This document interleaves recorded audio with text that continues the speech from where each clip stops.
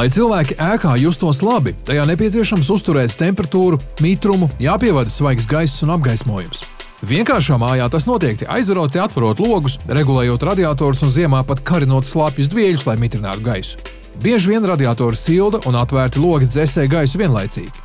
Ikvienam skaidrs, tas nav ekonomiski. Šī nav vienkārša māja, un tajā viss minētais tiek regulēts automātiski. Kad ēka ir labi nosiltināta un tajā nav nevienas spraudziņas, tad telpas nepieciešams mākslīgi ventilēt. Tiek izveidotas ventilācijas sistēmas, ar kuru palīdzību telpās nonāk svaigs gaiss. Taču mājas gudrība sākas nevis caurulēs un ventilatoros, bet gan sensoros un centrālajā procesorā.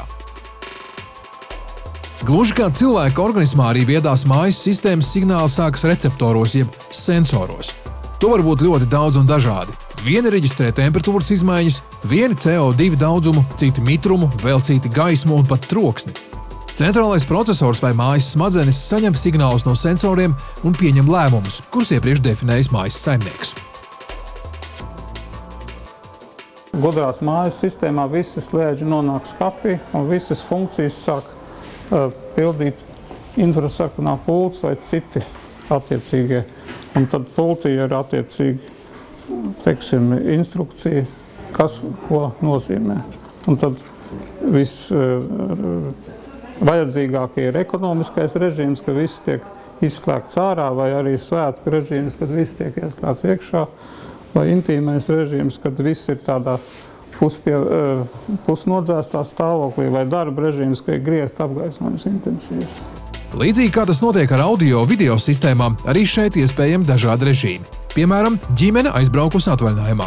Tad māja burtiski ieslēdzas gaidīšanas režīmā. Apsilde tiek samazināta līdz minimumam, apgaismojums visur tiek izslēgts, pievienot apsardzes signalizāciju un apturēt ventilāciju, jo mājās taču nav neviena, kuram svaigais gaiss būtu vajadzīgs. Vēl viens scenārijs – viesības. Līdzās audio aparatūrai un īpašiem apgaismojumam gudrā māja var noteikt, cik daudz viesu ir telpā, mērot izelpotās ogliskābās gāzes daudzumu gaisā. Tad attiecīgi var tikt pastiprināta gaisa apmaiņa un samazināta apkure, jo cilvēka ķermenis pats izdala visai daudz siltuma.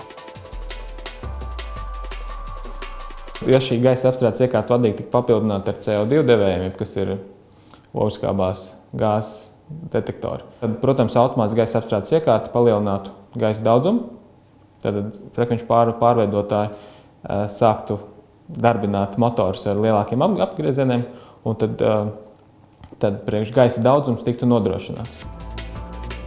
Visi esam redzējuši siltuma regulātorus radiatoriem. Pagriežam vaļā, ja kļūst augsti, cieti, ja karsti. Taču, piemēram, birojā, kur strādā daudz cilvēku, vienā telpas galā kāds atver logu, otrā kāds atgriež radiatoru. Viedās mājas sistēma šādu situāciju nepieļauj. Gaisa apstrādes iekārtas darbība tiek pielāgota office noslogojumam tādā veidā, ka šīs gaisa apstrādes iekārtas neizjaucas klimata telpā, bet vienkārši uztur klimata telpā, tad tiek padots nepieciešamais gaisa daudzums cilvēkiem priekš elpošanas. Pati temperatūra telpās tas jau tiek nodrošināts ar lokāliem sildītājiem, kas ir radiatori, un ar lokāliem dzesētājiem, kas šī gadījumā ir fan coil, jeb gaisa dzesētāji, kuriem ir ventilators ar 3 ātrumiem, un tad, kuri jau to nepieciešamo augstumu saņem no centrāliem dzesētājiem. Ja apkures radiatoru regulētāja vietā uzstāda automātiskos un pievieno kopējai sistēmai, siltums tiek padots daudz ekonomiskāk.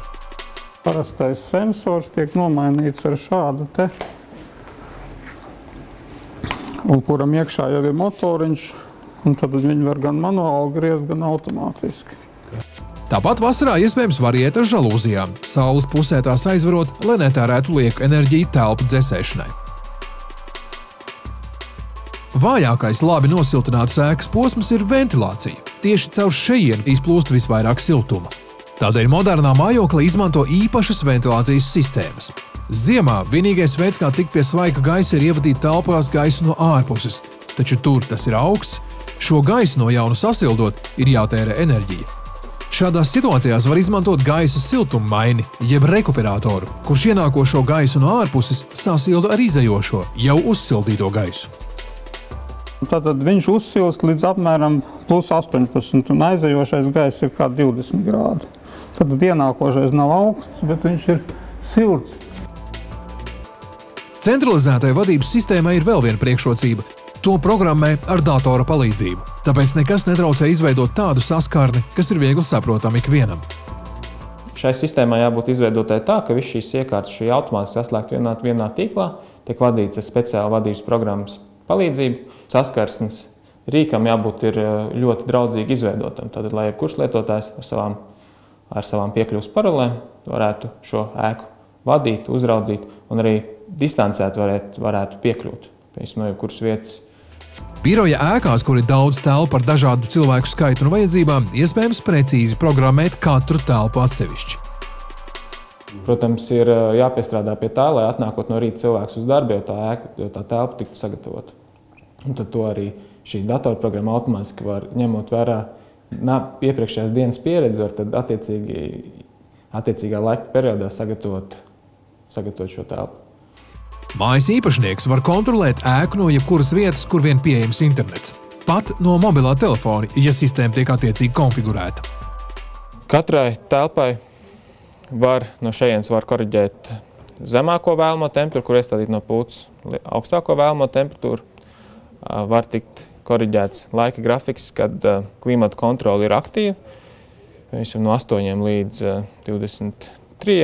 Un tādā momentā, kad nav aktīva, tad, protams, tiek iestādīts, kas tad notiek tad, ja telpā samazinās temperatūra, piemēram, šī gadījumā samazinās zem 19 grādiem, tad tiek aktivizēts apkurs radiators.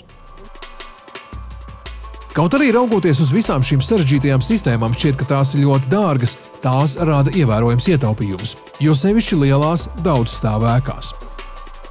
Salīdzinot ar citām biroja ēkām, kur varbūt nav šī automātika, mēs veicām enerģijas analīzi tādējādi, ka šeit bija izveidota ēku vadības sistēma, bet tomēr mēs nebijām veikuši energoefektivitātes pasākums uzreiz.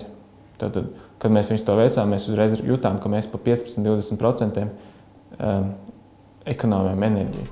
Protams, viedās mājas sistēma darbojas ar elektrību. Kas notiek, ja tā pēkšņi pazūd? Daudz dzīvokļu un biroja ēkas ir aprīkotas ar rezerves barošanas sistēmu, izmantojot dīzeļu ģenerators vai akumulātoru baterijas. Tās ļauj sistēmai darboties vēl stundu pēc tam, kad elektrība tikusi atslēgta. Dažādas viedās mājas sistēmu daļas jau šodien tiek iebūvētas turpat vai visās modernās ēkās, jo ir pierādījies, ka tas ne tikai padara dzīvi ērtāku, bet arī ietaupa līdzekļus.